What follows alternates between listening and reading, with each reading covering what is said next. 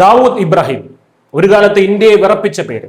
എന്നാൽ ഇന്ന് കാര്യങ്ങൾ മാറി മറിഞ്ഞിരിക്കുന്നു. രാജ്യവ്യാപകമായി ഇപ്പോൾ നടക്കുന്ന ED റെയ്ഡുകൾ പഴയ അധോലോകത്തിന്റെ നെഞ്ചളവ് അളക്കുകയാണ്. മുംബൈയിലും ഗുജറാത്തിലും അടക്കം വിവിധ സംസ്ഥാനങ്ങളിലായി 20 ഇടങ്ങളിലാണ് എൻഫോഴ്സ്മെന്റ് ഡയറക്ടറേറ്റ് ഒരേ സമയം മിന്നലാക്രമണം നടത്തുന്നത്. ലക്ഷ്യം മറ്റാരുമല്ല, ദാവൂദിന്റെ വലം കൈയും അന്താരാഷ്ട്ര മയക്കുമരുന്ന് മാഫിയയുടെ തലവനുമായിട്ടുള്ള സലീം ഇസ്മായിൽ ഡോലെയുടെ വലിയൊരു അധോലോക സാമ്രാജ്യമാണ്. പഴയ കാലമായിരുന്നെങ്കിൽ ഇവർ ഏതോ വിദേശ രാജ്യത്ത് സുരക്ഷിതരായിരുന്നേനെ. എന്നാൽ ഇന്നത്തെ ഇന്ത്യ അങ്ങനെയല്ല. തുർക്കിയിൽ ഒളിച്ചിരുന്ന സലീം ഡോലയെ അവിടെ പോയി പൊക്കി ഇന്ത്യയിൽ കൊണ്ടുവന്നാണ് കേന്ദ്ര ഏജൻസികൾ ഇപ്പോൾ ഈ വേട്ട തുടരുന്നത്. പണ്ടുകാലത്ത് ഇത്തരം കുറ്റവാളികൾ വിദേശത്തേക്ക് കടന്നാൽ നമ്മൾ ചെയ്തിരുന്നത് അവർക്കെതിരെ ഒരു ഡോസിയർ അഥവാ കുറ്റകൃത്യങ്ങളുടെ വലിയൊരു ഫയൽ തയ്യാറാക്കി ആ രാജ്യത്തിന് അയച്ചു കൊടുക്കുക എന്നതായിരുന്നു. ഇയാളെ ഒന്ന് പിടിച്ചു തരുമോ എന്ന് ചോദിച്ച് നമ്മൾ വർഷങ്ങളോളം കാത്തിരിക്കും. അവർ ഒരു നടപടിയും എടുക്കാറുമില്ല. ഇതാണ് ഇവിടെ കാലങ്ങളായി നടന്നിരുന്നത്. എന്നാൽ സലീം ഡോലെയുടെ കാര്യത്തിൽ കേന്ദ്ര ഏജൻസികൾ ആ പഴയ ഫയൽ കൊടുക്കൽ പരിപാടിക്ക് നിന്നില്ല. പകരം നമ്മുടെ ഇന്റലിജൻസ് ഏജൻസികൾ കൃത്യമായി വലവിരിച്ചു. അയാൾ അവിടെ സുഖമായി വിഹരിക്കുന്നതിന്റെ തെളിവുകൾ സഹിതം സമർപ്പിച്ച് ഇന്റർപോളിന്റെ സഹായത്തോടെ തുർക്കി സർക്കാരിന് മേൽ ശക്തമായിട്ടുള്ള നയതന്ത്ര സമ്മർദ്ദം ചെലുത്തി. ഒടുവിൽ തുർക്കിയിൽ ഒളിച്ചിരുന്നവനെ അവിടെ പോയി പൊക്കി കഴുത്തിന് പിടിച്ച് ഇന്ത്യയിൽ കൊണ്ടുവന്നു. ഈ സലീം ഡോല വെറുമൊരു കള്ളക്കടത്തുകാരനാണെന്ന് വിചാരിക്കരുത്. ആയിരക്കണക്കിന് കോടി രൂപയുടെ മയക്കുമരുന്ന് ഇടപാടുകളാണ് ഈ സിൻഡിക്കേറ്റിന്റെ നേതൃത്വത്തിൽ നടന്നിരുന്നത്.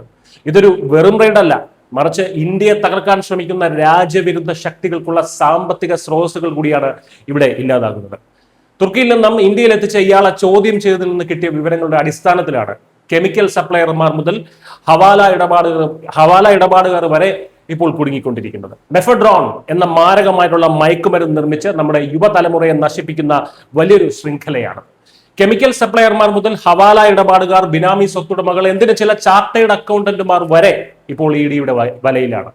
മുൻകാലങ്ങളിൽ ഇത്തരം കുറ്റവാളി സംഘങ്ങൾക്ക് ഭരണസിരാ കേന്ദ്രങ്ങളിൽ വലിയ സ്വാധീനവും രാഷ്ട്രീയക്കാരുടെ പിന്തുണയും ഒക്കെ ഉണ്ടായിരുന്നു. എന്നാൽ ആ കാലം കഴിഞ്ഞു.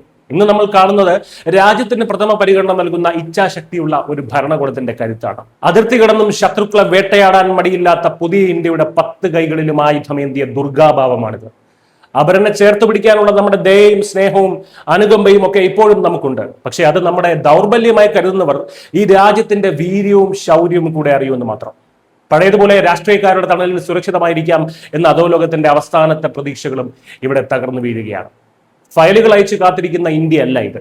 നിങ്ങൾ ഇന്ത്യയുടെ ശത്രുവാണെങ്കിൽ ലോകത്തിന്റെ ഏത് കോണിൽ പോയി ഒളിച്ചാലും അവിടെ എത്തി പിടികൂടി നിങ്ങളെ നിയമത്തിന് മുന്നിൽ കൊണ്ടുവന്നിരിക്കും. ഇനി നിയമത്തിന്റെ പഴുതുകളിലൂടെ രക്ഷപ്പെടാൻ നോക്കിയാൽ തന്നെ നമുക്കൊരു ഇരുണ്ട കാളീഭാവവും കൂടിയുണ്ട്. ഏതെങ്കിലും ഒരു ഇരുണ്ട തെരുവിൽ അജ്ഞാതമായ രൂപത്തിൽ ആ വിധി നിങ്ങളെ തേടിയെത്തിയിരിക്കും. ഇതാണ് അതിർത്തികൾ ഭേദിക്കുന്ന പുതിയ ഇന്ത്യയുടെ അതിശക്തമായിട്ടുള്ള ശബ്ദം, അതിശക്തമായിട്ടുള്ള സന്ദേശം.